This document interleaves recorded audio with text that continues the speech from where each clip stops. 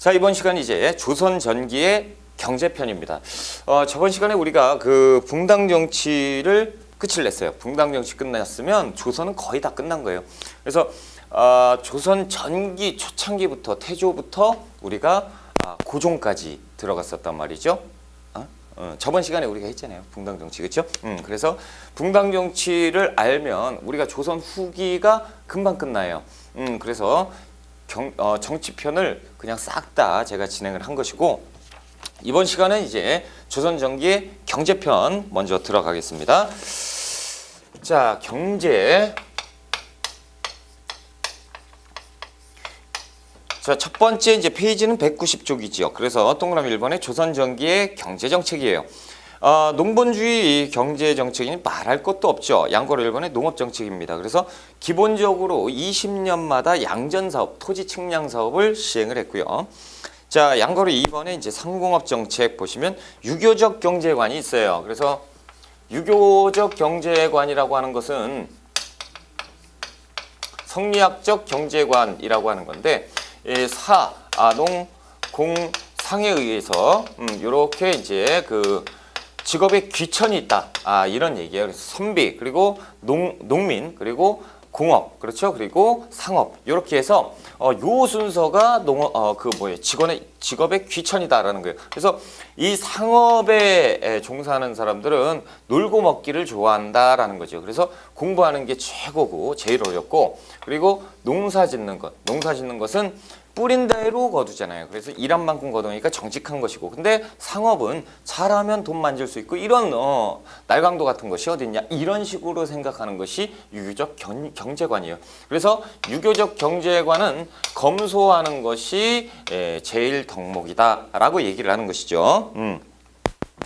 그래서 이걸 가지고 상공업적 경제관, 상공업적 그 성리학적 경제관이라고도 하는 거예요. 자, 동그라미 2번 상공업을 통제합니다. 그래서 이 상공업은 국가에서 통제를 해야 돼요. 그래서 장려할 게 아니다라는 거죠. 농업을 장려한다. 이것은 이제 조선의 근간이 되는 것이죠. 성리학적 경제관 보시면 사료에서 첫 번째 줄 검소한 것은 덕이 함께하는 것이면 사치는 악이니 사치롭게 하는 것보다는 검소해야 된다라고 검소를 강조했고요. 자, 우리나라 이전에 공상의 제도가 없어서 백성들이 게으르고 놀기 좋아하는 자들이 어디 요기에 종사했다라는 거죠. 그러니까 상업을 아주 천시하고 있다라는 거예요. 자, 이제 토지 제도의 변화를 볼게요. 월급 주는 거죠. 토지 제도의 변화는 매우 중요합니다. 그래서 토지 제도의 변화 같은 경우는 한 페이지 넘어갈까요? 그리고 거기에서 보면 그 판서로 미리 보기, 판서로 정리하기가 나와 있어요. 그걸 보시면 돼요. 그러니까 우리 그 공부할 때 너무 좋죠. 판서가 적혀 있잖아요. 그러니까 거기에다 가지치기로 조금만 적어 놓으면 된다라는 거예요. 판서를 다 하실 게 없고, 그렇죠? 자, 조선 초에는 과전법, 이 과전법이 언제예요? 고려 말 공양왕 때 추진을 한 거잖아요. 그렇죠. 그래서 신진사대부의 경제적 기반을 마련하기 위한 것이었고, 그래서 신진사대부들에게 월급을 주기 위해서 고려 말에 시행한 것. 그래서 조선 초까지 가게 되는 거죠. 그래서 여기는 전직 관리뿐만 아니고 현직의 관리까지 그 토지를 지급했다라는 게 특징이고요. 그리고 경기도에 한정해서 지급했다라는 거예요. 그래서 원칙적으로 그 관리가 죽게 되면 국가에 반환을 하는 것이 원칙인데, 예외가 있었다라는 거죠. 원칙은 반환. 예외라는 것은 뭐겠어요? 반환을 안 한다는 거잖아요. 그렇죠? 그 대표적인 것이 수신전이 있고 휴량전이 있습니다. 휴량전. 자, 요것을 지급을 했다라는 건데, 수신전은 뭐냐면 그 남편이 죽었어요. 그러면 남편이 죽었으니까 먹고 살 건덕지가 없잖아요. 그렇죠? 먹고 살 생계 유지가 불가능하니까 수절하는 과부들에게 지급한 것을 수신전이라고 하고, 휴량전은 뭐냐면 아버지가 돌아가셨어요. 그러면 먹고 살 게 없어. 그래서 아들이 굶어 죽일 수 있어요. 그러니까 자식들이 성장할 때까지 지금 하면 뭐 시설에다 맡기잖아요. 그렇죠? 그런 게 이때는 없으니까 성장할 때까지 국가에서 굶어 죽지 말라고 지급한 거예요. 이렇게 되는 것이 과전법 체제인데, 이 과전법이요 점차적으로 이상하게 들어갑니다. 일단 세조 때 가면요. 세조 때니까 태정태세 문단세까지잖아요. 그러니까 꽤 오랜 기간 과전법 체제로 가다 보니까 이 여러 가지 일들이 많았어요. 그래서 일단 개국을 했잖아요. 개국했죠. 왕자의 난이 있었죠. 그렇죠. 왕자의 난이 2번 있었고, 그렇죠. 그리고 계유정난도 있었고, 계유정난 뭐 이런 것도 있었고, 그러다 보니까 이게 뭐예요? 공신들이 폭발적으로 늘어나 버린 거예요. 그러니까 공신들이 늘어나니까 이거 가지고는 이렇게 막 그 공무원들한테 주니까 줄 땅이 없어지는 거예요. 그래서 세조 때는 강한 왕권을 행사했다고 했잖아요. 그래서 세조 때 단행합니다. 무엇을? 직전법이라고 하는 것을 새로운 토지 제도를 단행을 하는데 그것이 직전법이에요. 자, 일단 전현직 관리에게 지급했죠. 그러니까 가만히 있어보자. 여기에서 뭘 뺐을까? 아하, 전직 관리를 왜 주냐 이거죠. 그래서 현직의 관리들만 대상으로 줍니다. 그래서 전직 관리를 뺏어버렸어요. 그리고 여기에서 보니까 이게 문제가 있어요. 왜? 자, 이 세월이 지나니까요. 수신전, 그 수절을 하는 과부들, 그렇죠? 그래서 혼자 사는데 밤만 되면 나가요. 그렇죠? 이게 무슨 수절이에요? 그러니까 낮에는 수절하는 척하고 밤에는 다른 짓 하고. 자, 휴량정 같은 경우는 뭡니까? 양자로 들어가는 양자들이 갑자기 폭발적으로 들어요. 그러니까 양자인지도 몰라 사람들이. 그러니까 장부에다가 속여버리는 거예요. 장부에다가 나는 A라는 관리가 있었는데 이 관리의 아들이었다라고 해가지고 쑥쑥 집어넣어버리고 이런 일들이 많아져. 그러니까 이게 지금 부패했죠. 그러니까 이게 문제구나. 그래서 이것을 폐지해버립니다. 수신정과 휴량증을 폐지하고 전직 관리를 뺏었고 현직 관리에게만 지급을 했죠. 자, 여기에 지금 다 지급한 건 뭐예요? 수조권입니다. 그렇죠? 그래서 관리들이 세금을 걷어서 자신들이 착복을 하는 거죠. 이렇게 해놓으니까 조금 더 수월해졌죠. 관리들에게 지급하는 게 어느 정도 정리가 됐다는 건데 이렇게 하다 보니까 무슨 일이 생기냐면요. 자, 관리들의 비리가 많아집니다. 비리. 이게 무슨 얘기냐. 자, 일단 여기에서 문제가 생기는 거예요. 뭐예요? 이건 폐지했으니까 문제될 게 없죠. 여기에서 문제가 생기는데 자, A라는 관리가요. 은퇴할 때가 됐습니다. 뭐 내가 2년 뒤에 은퇴한다라고 하니까 급해졌어요. 왜? 아직 재산을 못 모았어. 그렇죠? 그러면 이제 뭐 합니까? 2년 동안 내가 수탈을 해야죠. 내가 평생 먹고 살 그 식량을 비축을 해놔야 되잖아요. 그러니까 이때 미친 듯이 수탈을 해버리는 거예요. 그러니까 이게 문제구나 이렇게 되는 거예요. 왜 수탈 같은 것들을 해가지고 이렇게 되지? 아하, 문제는 여기 있었구나라는 거죠. 뭐예요? 지금까지 뭘 지급했어요? 수조권. 관리들이 직접 농민에게 가가지고 수조권을 행사하니까 농민들한테 100만 원 거둘 거 200, 300을 걷는 거는 일도 아닌 거예요. 그렇죠? 수조권 행사를 해버리니까. 이게 문제구나. 이걸 뺏어버리면 되겠구나 라고 해서 성종 때 뺏어버립니다. 이것이 관수관급제인데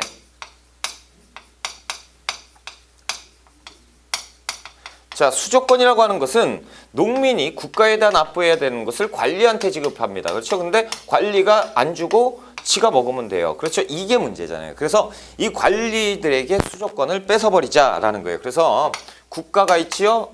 국가 농민들에게 직접 세금을 받습니다. 그래서 농민들이 10분의 1을 내고 국가는 징수를 하는 거죠. 자, 그리고 이 관리들에게 직접 국가가 걷었죠. 이걸 가지고 지금처럼 월급을 주는 겁니다. 그래서 지급하는 거죠. 녹봉을 지급하는 것 요거예요. 그래서 국가는 관이라고 관청이잖아요. 그렇죠? 관이라고 하면 이른바 이제 관수관급제가 시행된 거. 이 외울 게 있어요? 없죠. 그래서 일단 이제부터 농민들에게 수탈을 할 수 있는 장치 자체가 없어져 버린다라는 거죠. 그러니까 지금 뭐예요? 국가가 전국에 있는 토지를 뭐 하고 있어요? 지배하고 있죠. 국가의 토지 지배권이 강화되고 있다라는 것이 이것이 뭡니까? 관수관급제의 또 다른 이름입니다. 그래서 이 과전법의 다른 이름은 뭐라고요? 그 신진사대부의 경제적 기반 마련. 관수관급제의 다른 이름 뭐라고요? 국가의 토지 지배권 강화입니다. 그렇죠? 자, 그런데 이렇게 하다 보니까 이제 문제가 생겼어요. 뭡니까? 문제가 없을 것 같잖아요. 관리가 직접 수탈하는 근거가 없어졌으니. 그런데요, 뭐가 있냐면 예전에 직전법을 받았던 사람들은 이 직전법은 살아있다라는 거예요. 직전법. 이게 살아있기 때문에 지금부터잖아. 그렇죠? 소급 적용 안 하고 지금부터 하니까 이게 문제구나. 그러니까 누구는 관리는 수탈을 못 하는데, 그렇죠? 징수를 못 받는데 누구는 가가지고 받아요. 그게 농민들이 법으로 없어졌는데요. 아이고 똑똑하고만. 근데 요거는 소급이 안 돼. 그래서 요거는 계속 받는 거야. 이렇게 돼 버리거든요. 그러니까 이제 결단을 내려야겠다라는 거죠. 그래서 명종 때 가면 이 직전법을 폐지합니다. 직전법을 폐지한다라는 것은 이제부터 법적인 근거가 전혀 없어져요. 그러니까 이제 관리가 농민에게 수조권을 행사할 수 있는 이 수조권 자체가 원천적으로 봉쇄되는 거죠. 그러면 지금 보세요. 여기에서 딱 하니까 이제 관리들 대부분 그 지주잖아요. 지주가 대부분 누구겠어요? 양반이겠죠. 그렇죠? 양반들이요. 이거 딱 했으니까 그래 이제 법대로 살아야지. 그리고 착실하게 살까요? 절대 아니죠. 요거 가지고 연구를 하는 거야. 도대체 이렇게는 우리 먹고 살기 이게 하나 있구나. 뭐예요? 지금 보니까 여기까지는 다 지금 뭐가 적용된 거죠? 공전이에요. 국가에서 지급받는 거잖아요. 그래? 요거는 막혔어? 그렇다면 다른 거 뭐예요? 사전을 확보하는 거죠. 사전을 늘리면 돼요. 사전을 증가시킵니다. 그렇죠? 사전을 증가시키다 보니까 이게 뭐로 확대가 되냐면 광작이라는 걸로 확대가 되는데, 자 보세요. 자 국가에 세금을 내죠. 이 공전은 국가에서 몇 프로, 농민들이 몇 프로 내죠? 보통 10분의 1을 내잖아요. 10%를 내준단 말이죠. 이것을 관리가 지급받았던 건데, 사전이라고 하는 것은 일종의 그거예요.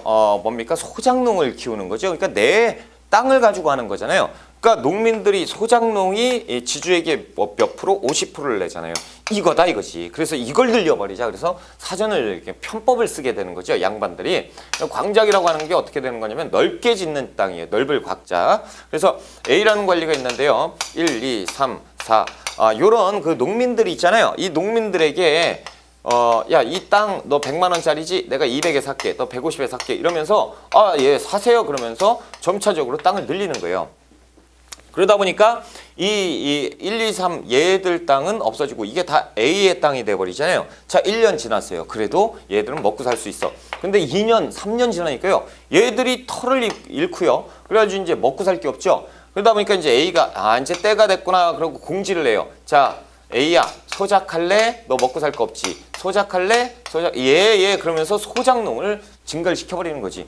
그러니까 이 농민들이요 소작을 해요. 결국에 보니까 생산량의 몇 프로? 2분의 1을 납부하게 되죠. 봐보세요. 지금 예전에 10분의 1만 납부하면 되는데 이제 2분의 1을 납부해요. 이 농민들이요 지금 무슨 잘못을 했다고, 그쵸? 그래가지고 농민들이 결국에 자기 땅을 경작하면서 그 양반들에게 수탈을 당하게 되는 이런 일이 벌어지는 것이 직전법 폐지 이후의 상황이에요. 그래서 이때 직전법 폐지됐을 때 중요한 것은 뭐다?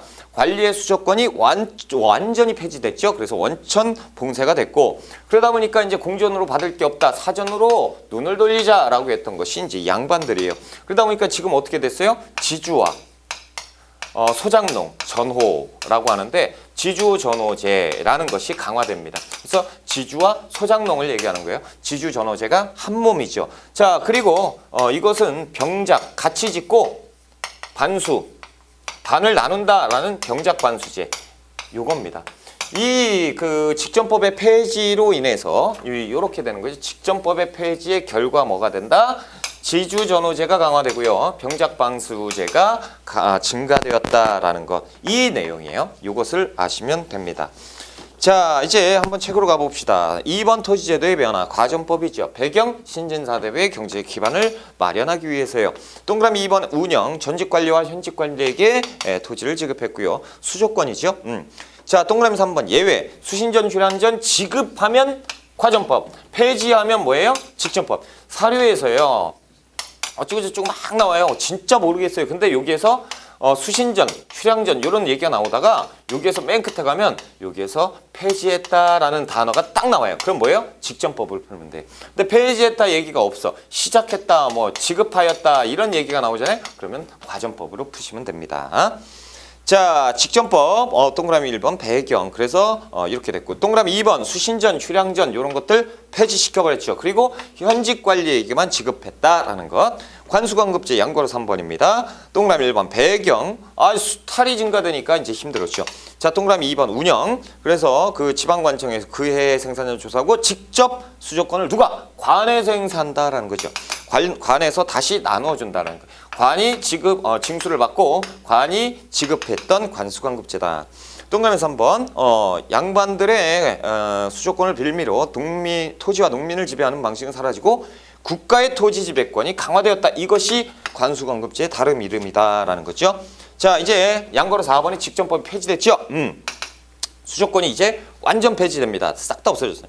관리는 녹복만 지급받을 수밖에 없다라는 거죠. 자, 결과 어떻게 됐죠? 이것의 결과 그 아랫줄에 보면 굵은 글씨로 병작 반수제가 증가됐죠. 그래서 지주전호제가 강화되었다. 이 말뜻을 아셔야 되는 거예요. 자, 이제 수치제도의 변화입니다. 수치. 이제 토지제도고요. 수치체제는 뭐죠? 조세공납역. 그래서 어떤 거?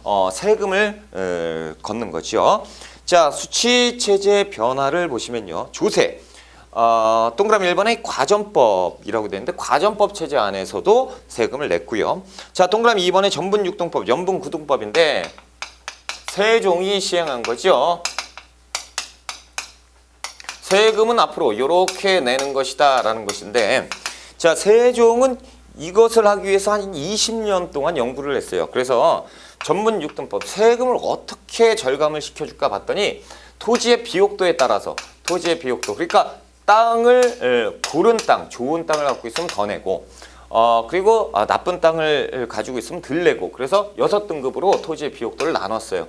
그래서 연분구등법은 뭐냐면 풍년이냐 흉년이냐 요 기준으로 나눕니다. 그래서 9등급을 나누는데 자, 상년이 있고 중년이 있고 하년이 있어요.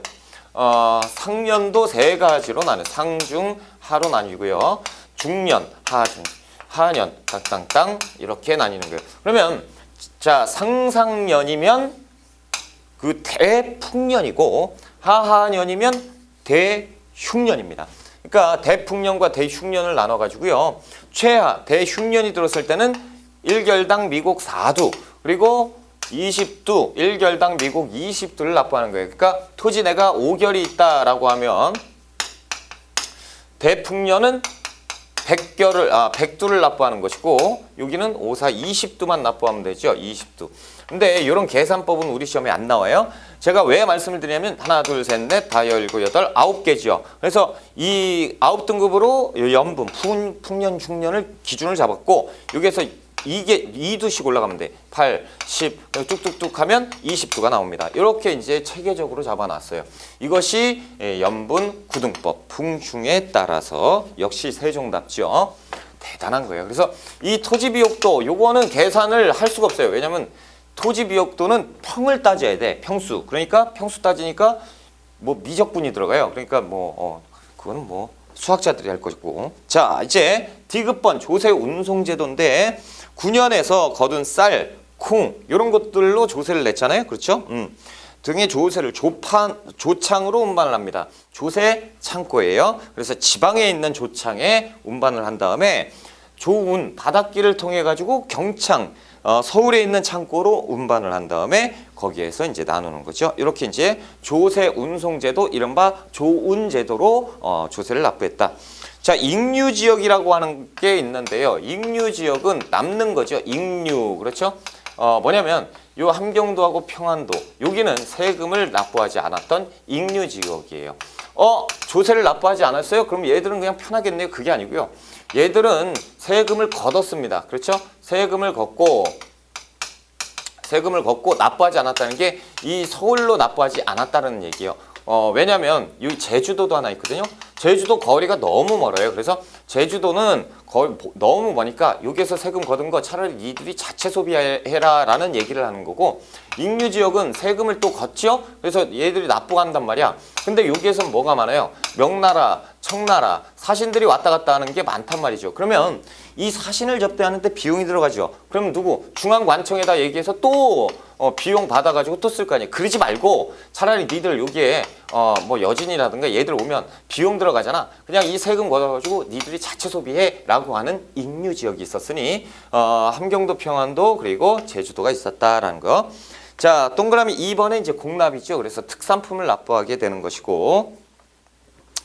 자, 종류에서 보시면 상공, 별공, 증상이 있어요. 상공은 매년 납부하는 거, 별공은 별도의 공납이에요. 필요시마다 납부하는 거. 그리고 진상은 뭐냐면 지방관이 이제 지방관은 누가 임명하지? 왕이 임명해요. 그래서 지방관이 그 지역에 딱 갔으니 왕의 덕분에 이제 지방관이 됐잖아요. 그래서 그 지역에 딱 보고 이거 특산물이야 줘봐. 그래서 왕한테 진상을 올리는 거예요. 이런 것들.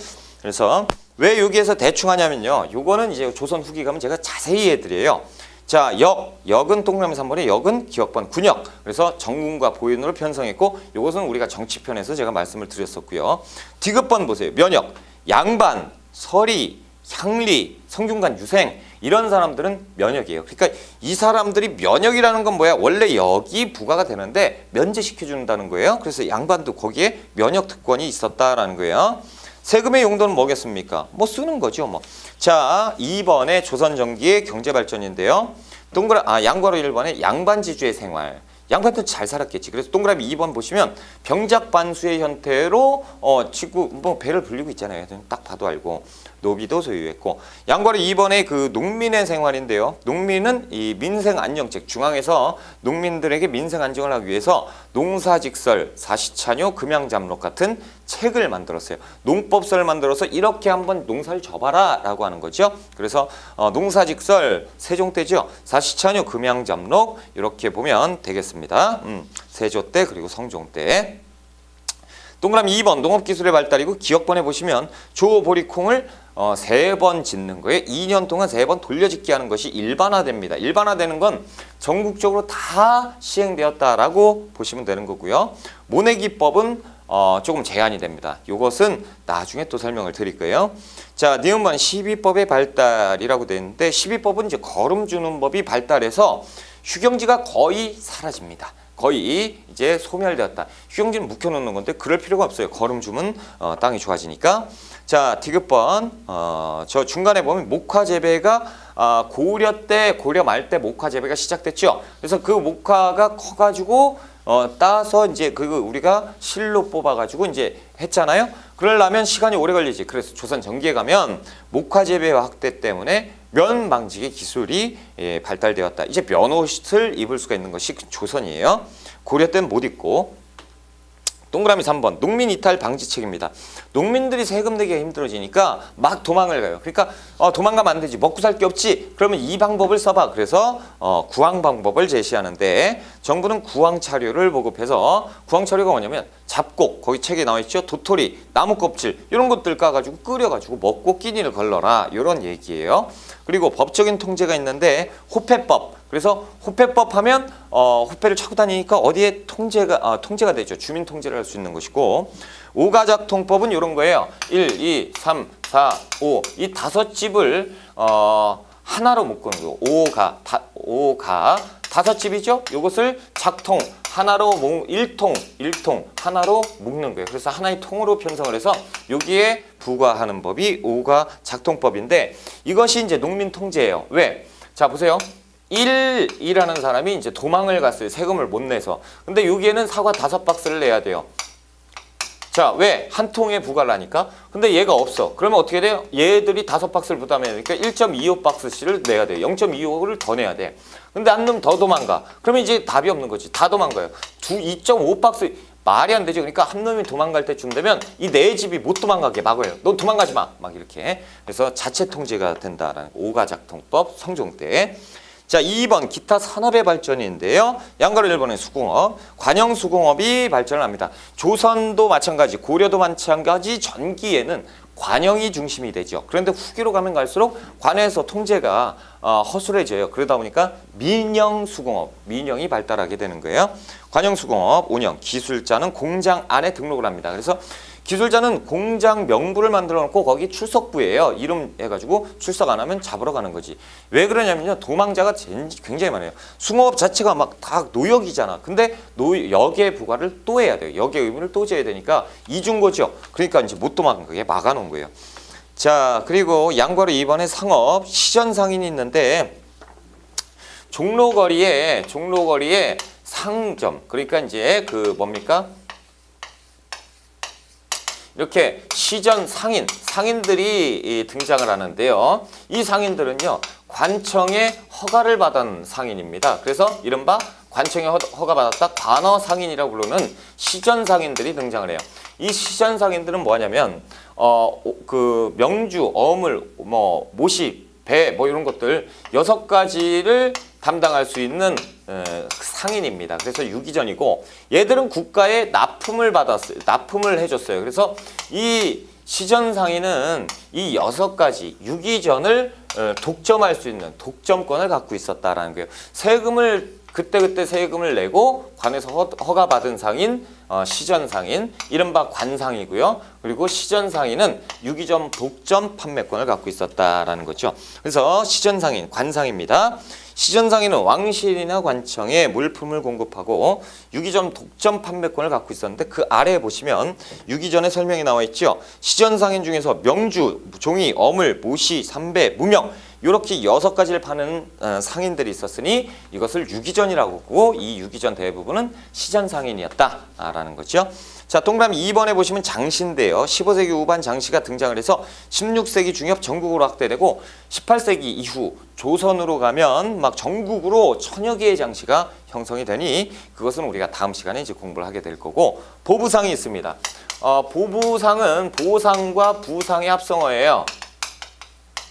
보따리 장사, 부상, 등짐 장수. 그래서 앞자 따서 보부상이라고 하는데 이들이 지금 뭐 전국을 떠돌아다니잖아요. 그렇죠? 이렇게. 그러다 보니까 우리가 개인적인 상인, 사상이구나 생각하는데 이것도 역시 관의 허가를 받은 상인이에요. 국가에서 관리하는 상인입니다. 이것이 보부상. 그래서 보부상도 사상이 아니고 관상이다. 이거 체크해 두시고요.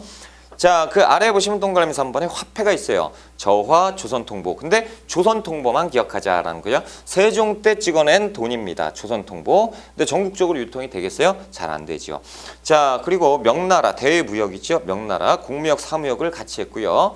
여진 및 일본, 그래서 동그라미 2번 있죠. 여진과 무역할 때는 무역소를 설치해가지고 거기에서만 무역하게 했고 일본 애들도 외관을 설치해서 거기에서만 무역하게 했었다라는 거죠.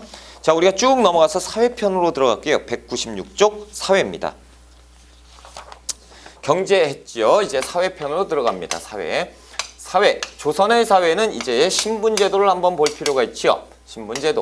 자, 조선 전기입니다. 그렇죠. 그래서 조선이 만들어진 15세기 때, 자, 양인과 양민과 청민으로 구분이 됩니다. 이렇게 해서 2가지 신분이거든요. 그래서 앞자 따서 양천제라고 부르는 것이 15세기. 그래서 그 조선의 대법전이 뭐지요? 경국대전이죠. 경국대전에 이 15세기 경국대전에 조선은 양천제로 되어 있다라고 해서 법으로 만들어 놨어요. 그래서 법제상은 양천제로 조선이 후기까지 구성이 됩니다. 그런데 16세기에 가다 보면요. 15세기 훈구파지 16세기 이제 살인파고 그러다 보니까 이제 유교사상, 성리학적 유교사상 팽배해지면서 어디 너하고 나하고 동급이야 이런 형성이 돼요. 그래서 이 양반이 따로 나오고요. 그리고 이제 맨 아래 하층민, 천민이 구분이 되는데 자, 그러면 평민이 있죠. 이 평민을 조선시대는 상민이라 부릅니다. 자, 그러다가 우리가 정치편에서 잠깐 공부를 했는데 이상한 설이나 이런 애들이 출연을 해요. 그러다 보니까 상민이라고 평민이라고 놓기는 그렇고 양반은 좀 그렇고 그래서 중인 계층이 분화가 되는데 이것은 양민에서 이렇게 분화가 되는 거예요. 그래서 양민에서 이 3신분이 나오고 천민은 그대로 가고 그래서 4신분으로 이렇게 분화가 되는데 일단 16세기도 경국대전에 의해서 돌아가잖아요. 법제상은 양천제예요. 그런데 양천제로 안 되죠. 실제상은 이렇게 4신분인 반상제로 돌아갑니다. 그래서 반상제로 조선 후기가 이끌어지는데 법적으로는 양천제로 돼 있다. 그렇죠? 이게 조금 애매하긴 한데 이해하셨죠? 이렇게만 보시면 돼요. 그래서 자, 그 판서로 미래 보기를 보세요. 그러면 15세기의 양민 중에 15세기 때 양반이 있죠? 양반의 특징이 있습니다. 15세기 양반은 그 성취 신분이에요. 성취. 그래서 자신이 그 과거의 급제에서 문반이나 무반이 돼야 되는 것이죠. 문반, 무반. 그래서 무반도 역시 양반입니다. 그래서 반이 두 개 양반제도. 그래서 고려는 무반이 없으니까 문반만 되니까 이제 귀족 사회라고 하지만 이 조선은 문반, 무반, 반이 두 개 양반제도라고 부르는 거지. 양반 사회가 들어간 거예요. 자, 양과로 1번에 15세기 양천제 법제상 그렇고 동그라미 1번에 양천제도의 구조, 사회신분 양인과 천민을 구분하는 양천제를 법제화했다라는 거죠. 양인 자유민이고 천민은 비자유민. 양과로 2번 보시면 16세기 반상제도죠. 실제상 신분제도가 변화돼서 맨 끝에 보면 반상제도가 일반화됩니다. 동그라미 2번은 신분 구성 양반, 중인, 상민, 천민으로 되고 신분의 이동 잘 보세요. 양인이면 그러니까 이제 평민이면 누구나 관료로 진출이 가능해요. 갈 수가 있지요. 그렇죠? 양반도 죄를 짓거나 경제적으로 몰락하면 양반도 요렇게 강등되기도 해요. 요렇게 강등될 수도 있다라는 거죠. 신분 이동이 가능하지만 실제로는 별로 많지는 못했다라는 거. 그래서 이제 천민이 양반 축에 끼기도 해요. 그게 누구예요? 장용실. 그렇죠? 요런. 그러니까 이게 신분이 왔다 갔다 하는 거는 법적으로는 가능하다라는 거죠. 근데 실제적으로 이게 흔한 일이냐? 절대 흔하지 못하죠. 그렇죠? 자, 2번의 신분구조 볼게요. 양과로 1번의 양반을 볼게요. 양반부터 봅시다. 동그라미 1번 의미, 건국초에는 문반과 무반, 성취신분입니다. 그러니까 여기에서 가문, 요거는 해당 안 돼요. 그러니까 자식 해당 안 됩니다. 자식이 양인이잖아요. 그러니까 평민이잖아요. 평민이면 절대 얘들은 양반이 아니고 그 남편만 양반이 되는 거예요. 특이하죠. 그래서 점차 문반의 관직을 가진 이렇게 하다 보니까 이제 문제가 생겨요. 왜? 보세요. 양반인데 아버지는 양반인데요. 어머니는 상민이에요. 농민이에요. 자, 이렇게 이제 살다 보니까 양반하고 결혼한 사람들 있죠. 이들하고 봐보세요. 얘가 2품이야. 말도 안 되지만 얘 4품입니다. 자, 이렇게 되죠. 그러면 어디가 높아요? 이쪽이 높잖아요. 근데 어머니가 처가 상민이야. 그러니까 이 양반이 가가지고 하대예요.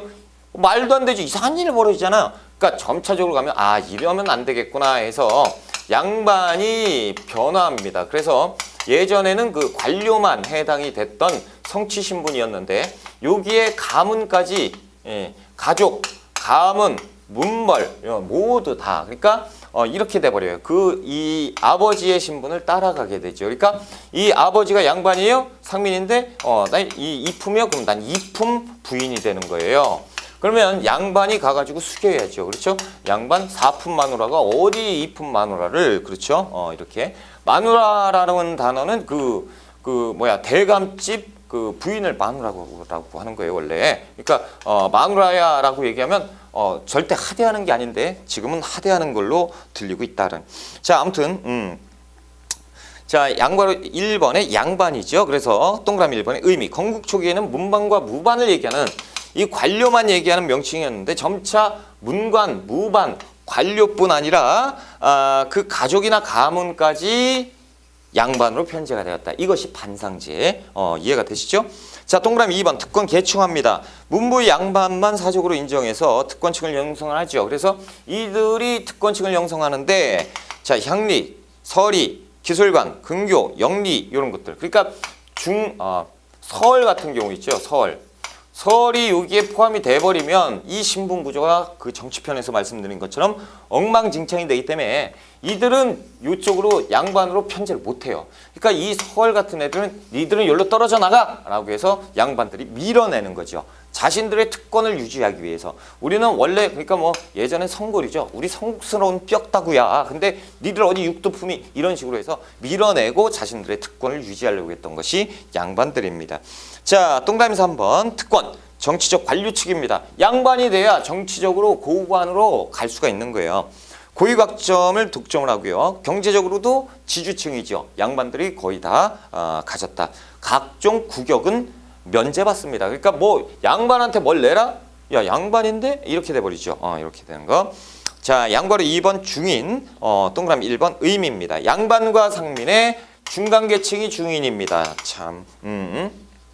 그래서 조선 후기에 이르러서 독립된 신분층이 되는데 점차적으로 분화되면서 가게 되는 거다. 자, 동그라미 2번의 구성, 서리와 향리, 그리고 기술관, 이들이 그 직업이 세습되면서 중인 신분으로 고착화돼요. 자, 그리고 군교, 서얼은 중서라고도 합니다. 중서. 중인 신분의 서얼 뭐 이런 뜻이겠지. 그렇죠. 그래서 서얼은 중서라고도 하고 중인 대접을 받을 수밖에 없었다. 그래서 이들의 특권을 유지하기 위해서 문반 시험, 그러니까 문과에는 문과 아무래도 자, 영의정이 무신 출신 영의정 들어보셨어요? 거의 못 들어봤죠. 그렇죠? 자, 문과가 그래도 숙문 천문은 아니지만 상위 클래스고 하위 클래스다라는 거죠. 그래도 양반이에요. 근데 중서, 그러니까 서울은 문과 시험은 볼 수가 없어요. 제한을 두었습니다. 아주 법적으로 제한을 두어서 갈 수가 없어요. 그래서 문과 시험은 볼 수가 있습니다. 그러니까 아버지가 뭐 재상이다라는 거지. 재상의 아들인데 이것이 이제 서자다라고 했을 때 이 서자는 문과 시험을 보는 거죠. 그러면 문과 시험 서자인데 어쩔 수가 없어요. 아버지가 영의정이에요. 그러면 올려야죠. 그래서 되기도 하고 뭐 이렇게 됐다라는 거죠. 아무튼 그 서얼은 문과 시험은 볼 수가 없었던 제한이 있었다라는 거죠. 자, 역관이라고 하면 뭡니까? 역관 앞에 뭐가 빠진 거예요? 통자가 빠진 거죠. 통역관입니다. 외교관이에요. 그렇죠? 중인 신분이었다라는 거. 자, 그리고 이제 양괄호 3번 상민이 있는데요. 상민이라고 하니까 뭐 같아요? 상인 같죠. 그렇죠? 상민은 좀 범위가 좀 넓어요. 그래서 상민이라고 하면 일단 최상위 신분. 이게 웃기는 거예요. 상민인데도 상위 신분이 있어요. 농민이 있고요. 수공업자가 있고요. 상인이 있고. 자, 이렇게. 그리고 뭐 신량 역천인이 있는데 자, 이 신분이에요. 그래서 최하위 신분이 이제 상인. 그러니까 상인은 왜 그래요? 이 성리학적 유교관, 경제관 때문에. 그렇죠? 유교적 경제관 때문에 상인은 천한 것들. 얘들은 기회주의자 뭐 이런 거. 농민은 그래 한 만큼 받는 애들. 그래서 이제 신분이 조금 상민층에서도 높고. 하지만 얘들은 다 뭐예요? 똑같은 신분입니다. 그렇죠? 직업의 귀천 차이지 똑같다라는 거죠. 그래서 농민이 상위 신분. 신량 역천인은 뭐냐라는 거죠. 신분은 양인인데요. 천한 일에 담당하는 사람들. 신량 역천인. 그래서 그 날개 있죠. 신분은 양인이지만 천한역을 담당했던 신분. 그 고려시대 보면 향부곡소 뭐 그런 쪽이 좀 가깝지 않아요? 향부곡소도 대우는 신분은 양인이에요. 그런데 대우는 뭐예요? 천민대우잖아요. 그 뭐 직업 선택의 자유도 없고 거주 이전의 자유도 없고 그 하라는 대로만 해야 되고 세금은 더 부담하고 그렇죠. 신량 역천이 그거랑 똑같지는 않지만 그 좀 비슷하다 이렇게 보시면 될 것 같아요. 두 번째 줄에 수군, 조례, 나장 그러니까 해군, 관청의 자격을 담당했던 조례, 형사 일을 맡았던 나장 그리고 지방의 고을의 자벽을 담당했던 지방 자벽 일수, 봉수 그리고 역졸은 이제 스테이션이죠. 말 바꿔주는데 그리고 조절, 좋은 업무 이렇게 이제 배 타고 다니까 냄새 난다 뭐 이렇게 되는 거죠. 위험하고 배에서 떨어지면 죽는다. 그러니까 뭐 천한 일이다라고 생각을 했던 것 같아요. 그래서 신량 역천이라고 하고요.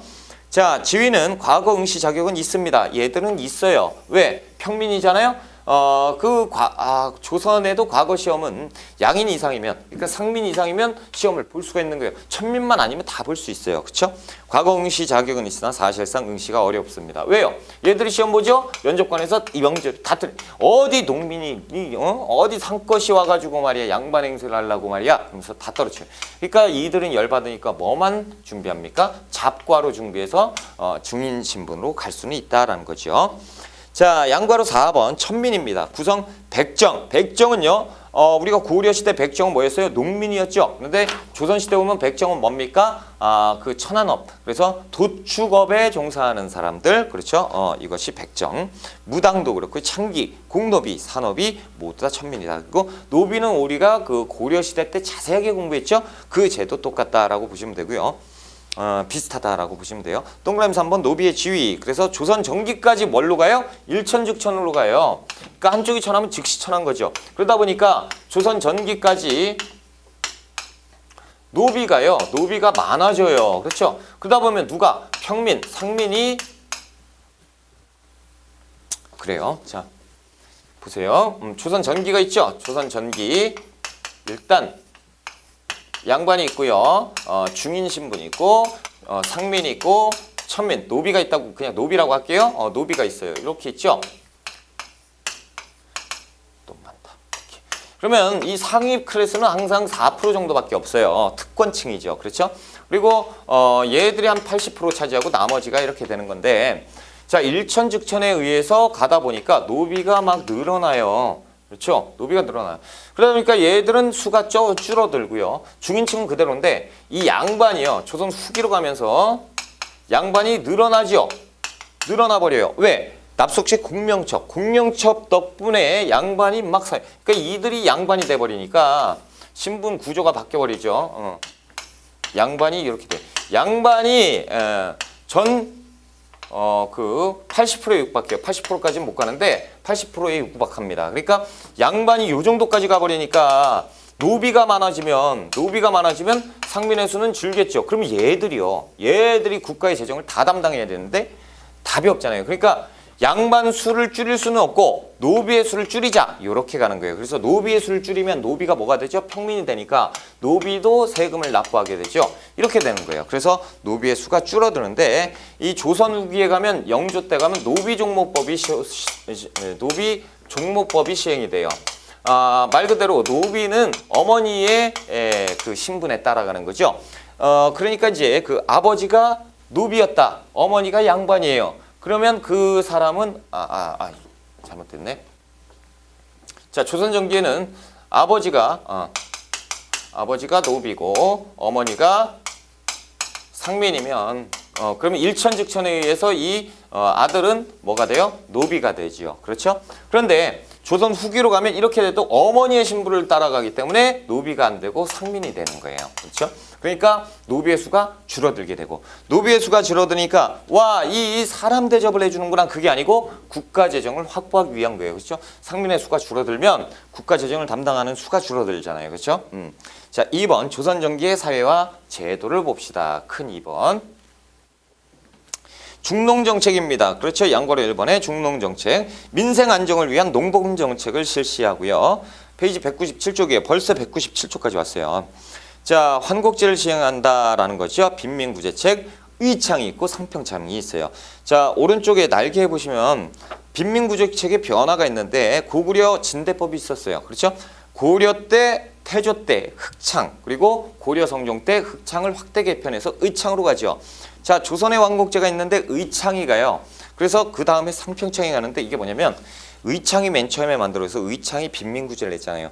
무이자곡으로 빈민구제를 하다 보니까 조선시대 가서 이 재정이 거덜나 버리는 거예요. 그러니까 의창이 하는 일이 업무가 마비가 되는, 돈이 없는데요. 그렇죠? 국식이 없는데 어떻게 됩니까? 그러니까 업무가 마비가 되니까 이거하고 비슷한 기능을 찾다 보니까 상평창 비슷한 거 있었다. 야, 너 일로 갖고 와. 그래서 네가 환곡 업무를 대신해 라고 해서 잠깐 대신해요. 그런 다음에 다시 의창으로 넘어갔다 사창으로 넘어가는데, 그래서 조선시대에 그 환곡제 할 때 의창 상평창이라고도 하거든요. 복잡하죠. 그래서 시험에 안 나와. 결과적으로 또 웃어. 그래요? 시험에 안 나와요? 안 나와. 뭐만 나와요? 고려시대 때 것만 거의 나와요. 의창과 상평창을 딱 확연히 구분할 수 있는 건 고려시대. 의창은 뭐예요? 빈민구제, 환곡제고, 그 상평창은 뭐죠? 물가 담당기구. 조선도 마찬가지로 이렇게 되는데 잠깐 도와줬기 때문에 상평창도 이렇게 돼. 복잡하죠. 그러니까 조선에는 안 나오고 고려 쪽에서 의창, 상평창을 구분해서 냅니다. 너무 걱정하지 마세요. 공무원 시험은 막 나오거든. 의창성 막 복잡하게 나와. 우리 시험 그렇게 복잡하게 안 나와요. 그렇게 복잡하게 뭐 하려고 되겠습니까? 그렇죠? 자, 그 아래 보시면 이제 사창제가 있는데 사창제는 우리가 흥선대원 건데 제가 자세하게 설명드릴게요. 여기에서는 그냥 넘어가세요. 자, 동그라미 2번 의료시설 지역번에 중앙에 해민국 국에 동그라미 치면 약국이죠. 동사 대비 원에 동그라미 치면 뭐예요? 병원입니다. 자, 재생원, 동서, 활인서. 그래서 중앙에는 해민국과 동서 대비원이 있다면 지방에는 재생원과 동서, 활인서가 있다라고 기억하시면 돼요. 자, 사법제도죠. 법률. 그 조선의 법은요. 경국대전이 있습니다. 그렇죠? 조선의 대법전. 그래서 경국대전을 기본으로 하는데 아무리 그랬다고 해도 지금도 마찬가지. 법이 엄청나게 많은데 빈 법이 있어요. 그러면 어떻게 해? 지금은 또 그때 이제 다시 또 만들게 되는 건데 이때는 경국대전이 근간이죠. 이걸 손을 못 대요. 그러니까 명나라의 법을 차용해서 쓰게 되는 거죠. 기본은 경국대전. 역시 조선도 고려와 마찬가지로 반역과 강상제 뭐 이런 것들, 불효죄 이런 거는 중죄로 다스려요. 그리고 이제 그 연좌제를 적용합니다. 그래서 묶어버리죠. 네 처자식도 똑같아. 그래 묶어버려요. 반역 집안이야 이렇게 돼버리죠. 형벌은 대장도유사로 고려시대하고 같고요. 자, 동그라미 2번 민법이죠. 고려시대도 마찬가지로 지방관이 그 관습법에 의해서 처리를 했고 조선 전기도 마찬가지다라는 거죠. 초기에는 노비 관련 소송이 너무 많았어요. 고려도 마찬가지잖아요. 넘어오면서 그랬는데 16세기에는 그 15세기 훈구가 집권했다가 16세기 사림이 집권하게 되죠. 16세기 사림이 집권하니까 사림들은 뭐 공부를 열심히 했어요. 그래서 예학과 보학을 발달시켰단 말이죠. 그러다 보니까 이 사림들은 뭐 예절, 우리 아버지 할아버지 묘절이 써야 되는데 어떤 놈이 이 풍수지리 좋은 데다가 쓴 거야. 내 땅인데 내 땅이요. 무슨 소리요? 내 땅이요. 그러면서 싸움이 나는 산송이라고 하는 거예요. 묘자리 싸움 문제. 이런 산송 같은 것이 많이 진행이 되고요.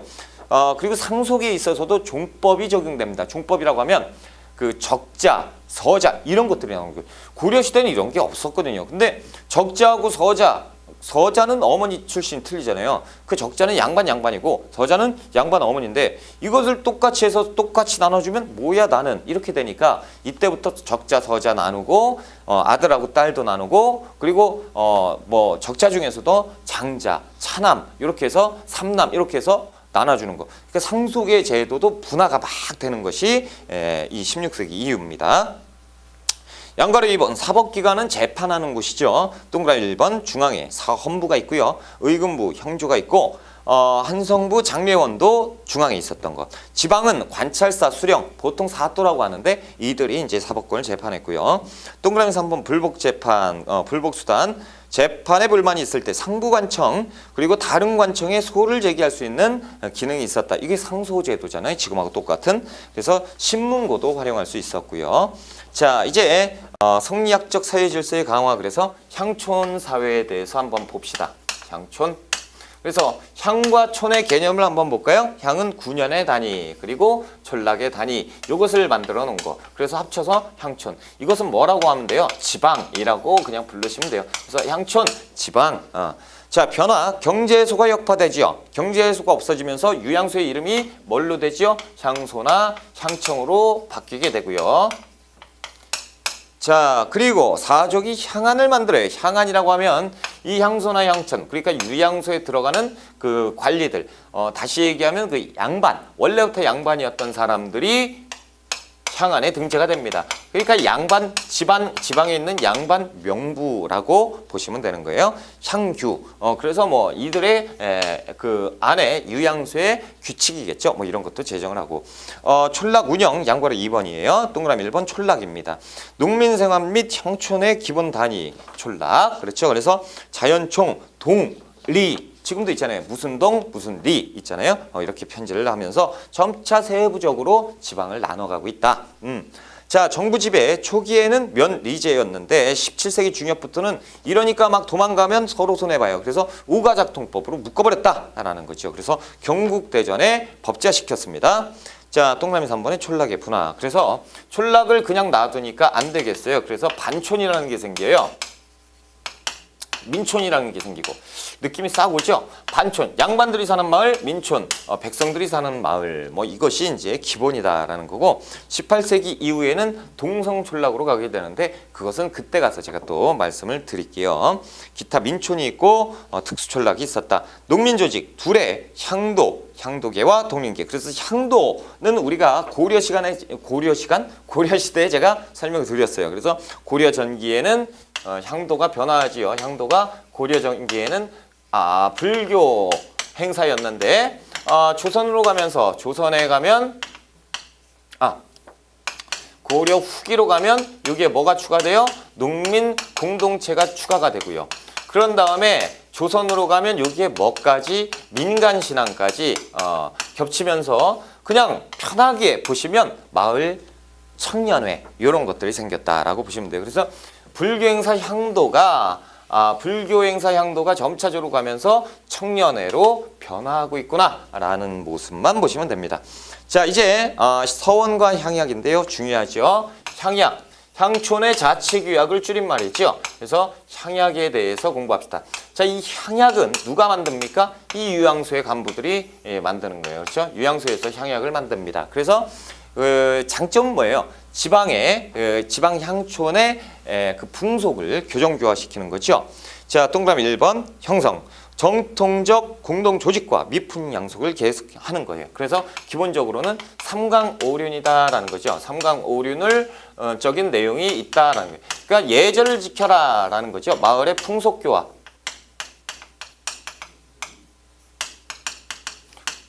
자, 이렇게 보시면 되고요. 유교 윤리를 가미시켰고 백성들의 교화 및 질서 유지. 그래서 중종 때 조광조가 향약을 시행하죠. 조광조의 기묘사와 조광조의 개혁정치잖아요. 개혁정치 때 무엇을? 향약. 그래서 제가 그때 말씀드렸어요.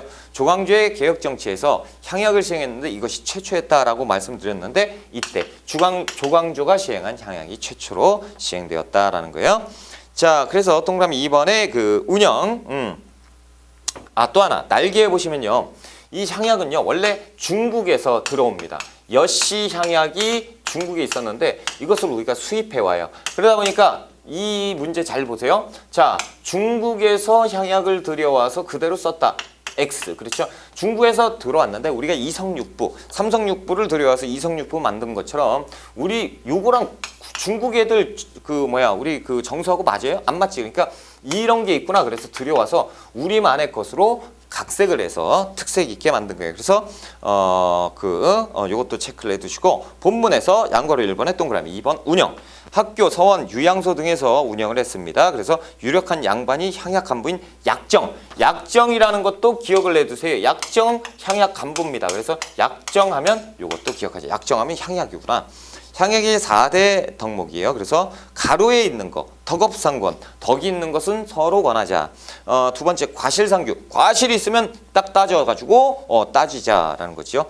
예속상교, 그래서 예절이 있는 것, 예절을 지켜야 된다. 그 아래 환난상률, 마을에 뭐 재난이, 그러니까 어려운 일이 닥친 사람한테는 서로 가서 도와주자라는 거죠. 마을의 풍속 교정을 교화하는 것 같구나. 그렇죠? 동그라미 3번에 장점 보시면 조선사회의 풍속 교정 교화가 있고요. 향촌사회의 질서 유지와 치안을 담당했던 역할을 했던 것, 사림들 통제와 사회적 지위. 그래서 사림들의 지방 향촌에서 위치가 강화되는 역할을 했던 것도 향약이에요. 그렇죠? 사림들의 지방 양반들의 말을 안 들으면 향약을 이상하게 만들어버리면 되니까. 그래서 향약의 4대 덕목, 덕업상권, 과실상교, 예속상교, 환난상률 이렇게만 나오고 다음과 같은 것에 대한 것을 풀어라. 1, 2, 3, 4, 5 이렇게 나와서 이제 푸는 거지. 그럼 뭐 풀어라는 얘기예요? 향약에 대한 거. 그래서 향약의 정답 뭐예요? 향촌의 풍속 교정 교화를 담당하였다. 혹은 양반들의 지방에서 위치를 강화시켜 주었다. 이런 얘기. 자, 이제 서원으로 갑니다. 서원. 서원하면요. 일단 선현의 제사와 후학을 양성하였다라는 후진 양성의 측면이 있다라는 거예요. 자, 서원은 뭔지 보자라는 거예요. 최초의 서원 1543년 중종 때 풍기군수 주세붕이라는 사람이요. 군수였어요. 그런데 이 주세붕이라는 사람이 서원을 세웠는데 이름하여 백운동서원입니다. 그래서 백운동서원을 만들었어요. 그래서 요것을 담당하기 위해서 그래서 훈장이 돼가지고 이제 만드는 거죠. 그래서 서원을 만들었는데 이것이 이황이 와 이거 좋은 거구나. 그래서 중종에게 건의를 해요. 그래서 사액 받습니다. 사액을 받는데 뭐라고 받냐면 소수서원이라고 사액 받아요. 뭐가 이렇게 복잡해, 그죠? 자, 설명을 드릴게요. 자, 서원입니다. 그래서 요 안에서는 이제 공부를 하고 있는 거죠. 근데 이 현판이 있지. 무슨 이름, 그렇죠? 땡땡땡 뭐 있는데 이 현판을 왕이 직접 써주는 거예요. 그래서 왕이 소수서원이다라고 해서 여기다 땅 박아놓는 거죠. 그러면 이것을 사액 받았다라고 하는 거거든요. 그래서 최초의 서원, 사액 서원은 뭐다? 소수서원인데 이 소수서원은 백운동서원이다. 다시 얘기해서 주서해봉의 백운동서원이 이왕의 건의로 인해서 소수서원으로 사액 받았다 이렇게 표현이 되는 거죠. 그러면 이게 엄청 무서운 거예요. 왜냐하면 사액 받으면요, 여기에 토지, 노비, 뭐 비용 이런 것들을 싹 다 해주고요. 여기에서 공부하면 또 면역 특권까지 막 들어가요. 그러다 보니까 이 동네에서 서원이다 이렇게 지나가잖아요. 여기에다 침을 툭 뱉었다 큰일 나는 거예요. 왜? 뒤에 누가 있어요? 왕이 있잖아요. 그렇죠? 요 현판 보면 왕이 지켜주는 서원이에요. 그러니까 여기에서 공부한다 그러면 와 이러고 다니는 거죠. 그렇죠? 서원. 자, 역할 2번에 기억번 향촌의 교화입니다. 유생들이 한자리에 모여서 요 동네 유생들이 다 모여서 공부를 할 거 아니에요. 학문을 닫고 연구하면서 향촌사회의 교화와 교화의 공헌에서 국가의 설립을 장려했고요. 여기에서는 이제 향음주례라는 거. 그래서 향촌의 선비나 학덕이 높은 그 선배들 이들을 이제 불러가지고 같이 술을 마시는 거예요. 그러면서 덕담 나누고 이것이 향음주례. 디귿번 후진 양성 및 선연의 주목 요거예요. 요것이 서원의 목표입니다. 그래서 후학을 양성하고요. 그리고 선연을 제사하는 것. 자, 이제 그 한 페이지 넘어가나요? 3번의 양반 특권 강화입니다. 양반의 특권. 양반의 사회적 지위가 강화되고 그리고 가부장적 사회로 가게 되는 요인이 여기에 나오는데 그것이 뭐냐면 예학과 보학입니다. 예절을 강조하는 예학과 족보를 강조하는 보학이 발달됩니다. 성리학을 공부를 너무 많이 하다 보니까 이쪽으로 이제 빠져들게 가는 거예요. 그래서 예학, 종족 내부의 의례를 규정하는 것. 기억번 역할, 상간오륜을 강조를 하죠. 위아래 알아보고 가부장적 종법 질서로 가게 된다라는 거예요.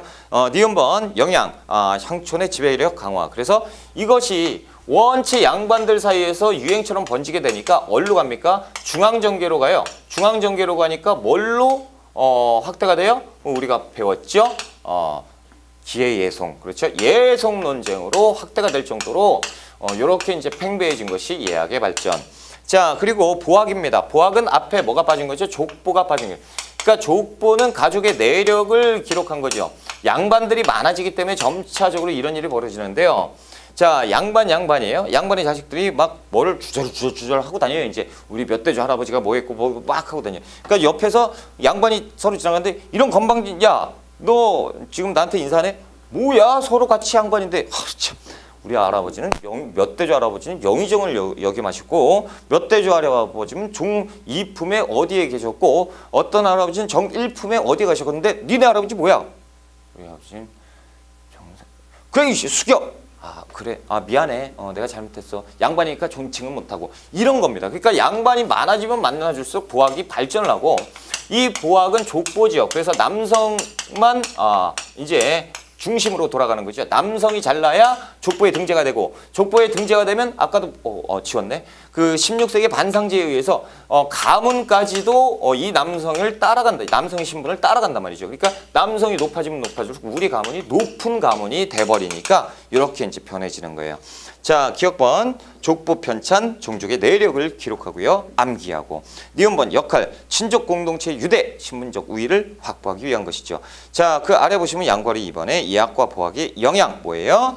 양반 문벌 제도가 강화되고 상하관계가 중시되고 그리고 중요한 것은 뭐예요? 점차적으로 가부장적 사회로 가게 된다라는 거죠.